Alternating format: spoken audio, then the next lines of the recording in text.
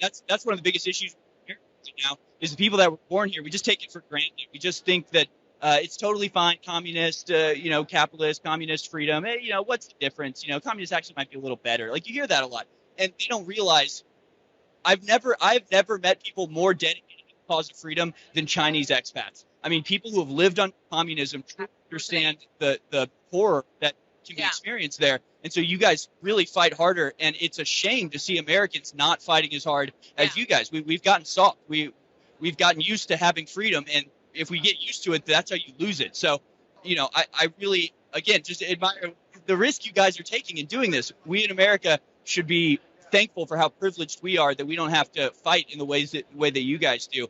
And you see the way the CCP is handling things right now.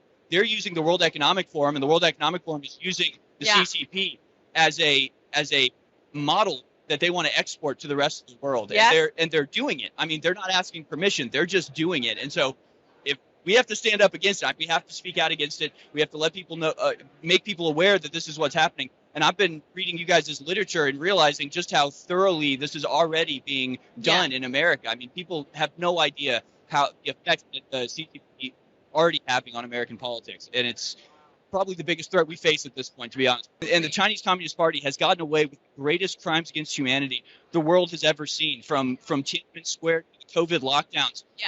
And they get away with it. So what happens when the whole world goes under that system? Nobody is left to fight. There's no other nation across the sea that's going to come free us or help fight for our freedom. So if that gets implemented here, that's it. It's game over, because that's what the ultimate revolution that they're trying to bring about. And again, the World Economic Forum, Klaus Schwab, the people in charge, the unelected, bureaucratic, corporatist leaders that all have, just the biggest scum of the earth, but they have told us in no uncertain terms, the Chinese Communist Party is the vision of the future. We're going to export the Chinese Communist Party style, and they did it through COVID. That was recently released with Anthony Fauci, people going over to China and coming back and saying, we got to do over there, or we got to do over here what they do over there. I mean, they're announcing it at this point. If you can't wake up now, it's almost too late. I'm looking at the video you guys are playing, and it's like Hong Kong. If Hong Kong can't be a great example of the pernicious activity of the Chinese Communist Party, we should have stopped it there.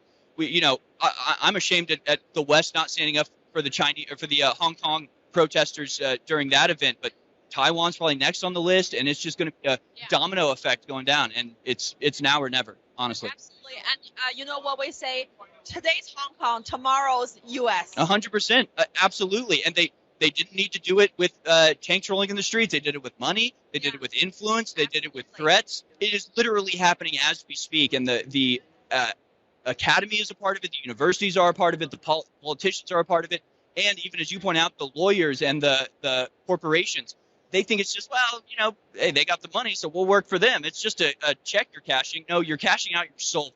You're selling out the very thing that your forefathers fought for. How can you do that and still sleep with yourself at night? These people are evil, honestly. It's a spiritual battle, and the people standing up against China right now are clearly on the side of God, on the side of humanity, versus this technocratic monster that the CCP represents.